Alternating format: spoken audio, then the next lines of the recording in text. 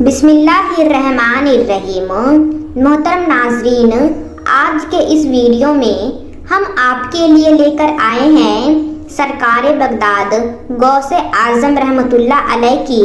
کرامات کے کچھ ایسے واقعات جسے سن کر آپ کا ایمان تو تازہ ہوگا ہی ساتھ آپ کی روح بھی تازگی محسوس کرے گی۔ یہ واقعہ ہے سرکار بغداد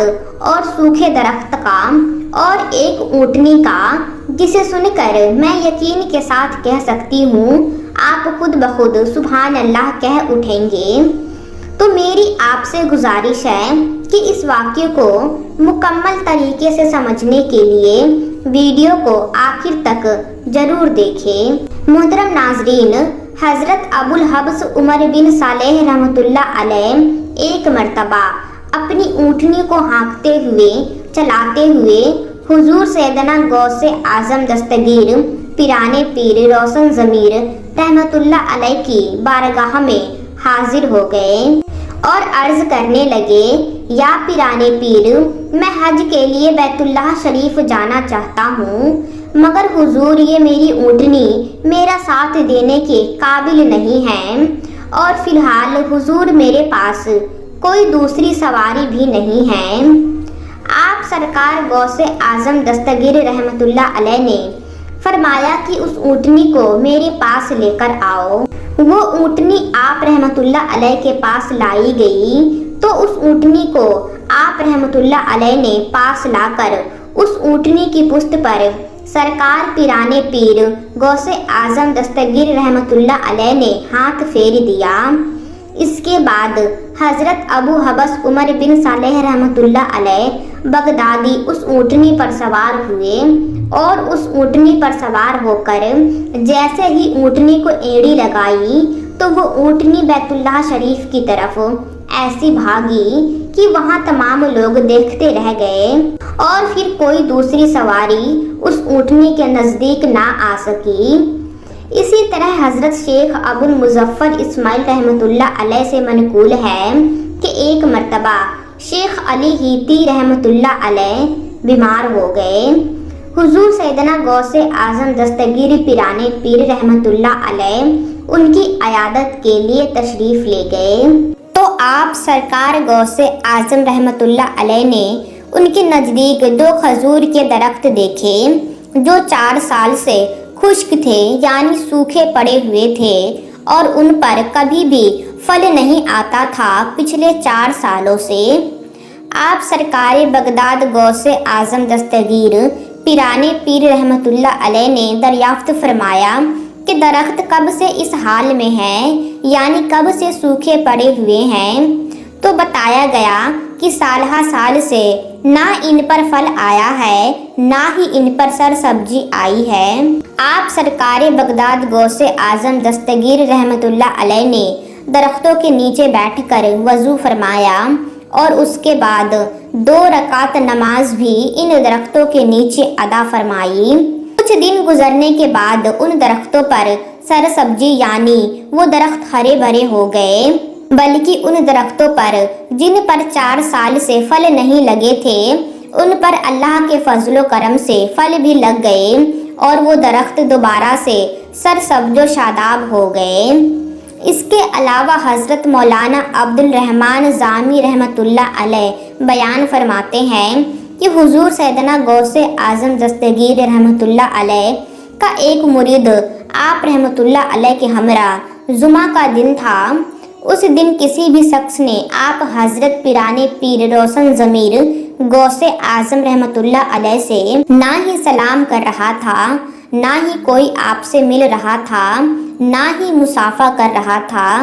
اور نہ ہی کوئی آپ کی طرف توجہ فرما رہا تھا۔ اس مرید کے دل میں خیال آیا کہ پہلے تو ہمارے حضرت یعنی غوث اعظم دستگیر رحمۃ اللہ علیہ جمعے کی نماز کی ادائیگی کے لیے بہت پہلے نکلتے تھے، کیونکہ لوگوں کی ملنے کی وجہ سے بامشکل آپ مسجد تک پہنچ پاتے تھے اور ایک بڑے ہجوم میں سے ہوتے ہوئے سرکار بغداد غوث اعظم دستگیر رحمۃ اللہ علیہ مسجد جاتے تھے۔ لیکن یہ آج کیا معاملہ ہے کہ کوئی شخص بھی آپ رحمۃ اللہ علیہ کی طرف توجہ نہیں دے رہا ہے، نہ ہی آپ سے مصافحہ کرنے آ رہا ہے، نہ ہی سلام کرنے آ رہا ہے۔ وہ مرید بڑا پریشان ہوا۔ آگے مولانا عبدالرحمن جامی رحمۃ اللہ علیہ فرماتے ہیں کہ ابھی یہ خیال اس مرید کے دل میں ہی تھا کہ اتنے میں حضور سیدنا غوث اعظم دستگیر رحمۃ اللہ علیہ نے مسکرا کر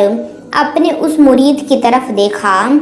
اور پھر اچانک اللہ تبارک و تعالیٰ کے حکم سے لوگوں کا ایک بہت بڑا ہجوم وہاں پر اکٹھا ہو گیا، اور اس ہجوم میں ہر کوئی آپ رحمۃ اللہ علیہ سے سلام کرنے کا خواہش مند تھا، مصافحہ کرنے کے لیے آرزو مند تھا، اور آپ رحمۃ اللہ علیہ سے ملنے کے لیے بے چین تھا۔ یہاں تک کہ ہجوم کی وجہ سے آپ سرکار غوث اعظم رحمۃ اللہ علیہ اور آپ کے اس مرید کے درمیان ہجوم حائل ہو گیا، ایک بہت لمبا فاصلہ ہو گیا۔ اس مرید کے دل میں اس وقت ہجوم کو دیکھ کر یہ خیال آیا کہ اس سے اچھا تو پہلے والا حال ہی اچھا تھا کہ جب میں اور سرکار بغداد غوث اعظم رحمۃ اللہ علیہ تنہا تھے۔ مولانا جامی رحمۃ اللہ علیہ فرماتے ہیں کہ حضور سیدنا غوث اعظم دستگیر رحمۃ اللہ علیہ نے ایک مرتبہ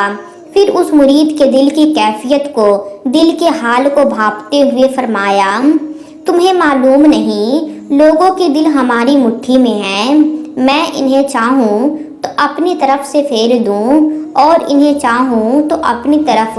متوجہ کر دوں۔ اللہ اکبر۔ محترم ناظرین، سرکار غوث اعظم دستگیر رحمۃ اللہ علیہ کی اتنی بے شمار کراماتیں ہیں کہ جن کا تذکرہ کرتے کرتے ہماری زبانیں تھم سکتی ہے، لیکن پھر بھی آپ سرکار غوث اعظم رحمۃ اللہ علیہ کی شان بیان نہیں ہو سکتی۔ محترم ناظرین، سرکار بغداد غوث اعظم رحمۃ اللہ علیہ کی یہ شان ہے کہ آپ کی زندگی کا ہر ایک واقعہ کرامات سے بڑھ کر ہے، اور آپ کی ہر ایک کرامات ایسی ہے جس سے لوگ ایمان کو تازہ کرتے ہیں، ایمان مضبوط کرتے ہیں، اور جو ایمان والے نہیں ہیں وہ ایمان کی طرف، اسلام کی طرف متوجہ ہوتے ہیں۔ محترم ناظرین، سرکار بغداد غوث اعظم دستگیر رحمۃ اللہ علیہ نے بے شمار لوگوں کو اسلام کی دولت سے سرفراز فرمایا۔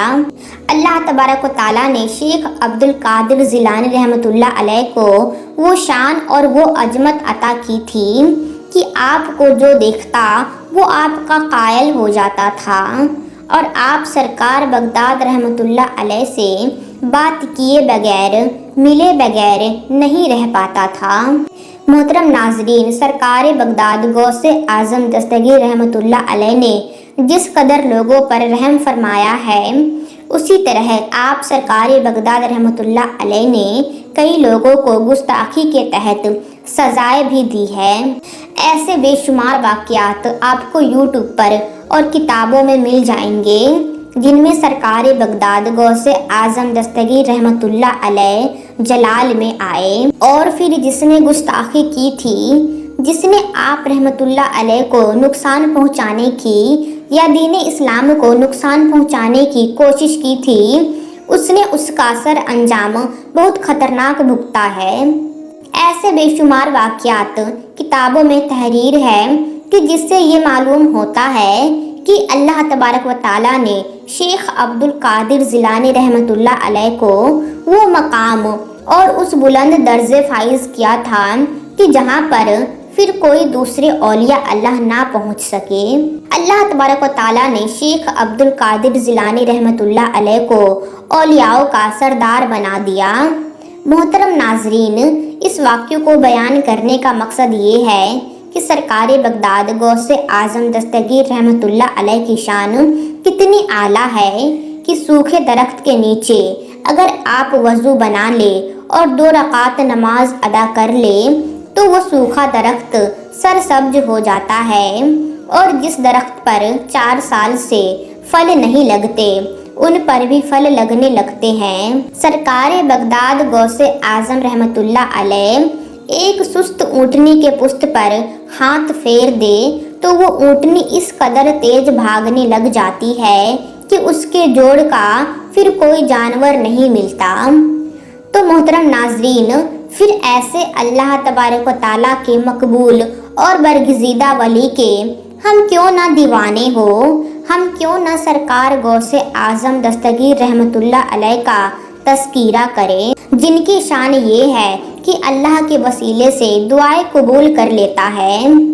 वाकई सरकार गौसे आज़म दस्तगीर रहमतुल्लाह अलैह की शान बड़ी आला है। तो प्यारे दोस्तों, ये थी सरकार बगदाद गौसे आज़म पिराने पीर रोशन ज़मीर रहमतुल्लाह अलैह का करामात। हम ये उम्मीद करते हैं कि आपको ये वाक़या बेहद पसंद आया होगा। आखिर में अल्लाह तबारक व तआला से यही दुआ है कि अल्लाह पाक हमें गौसे आज़म रहमतुल्लाह अलैह के बताए हुए नेक रास्ते पर चलने की तौफीक अता फरमाए। आमीन सुम्मा आमीन।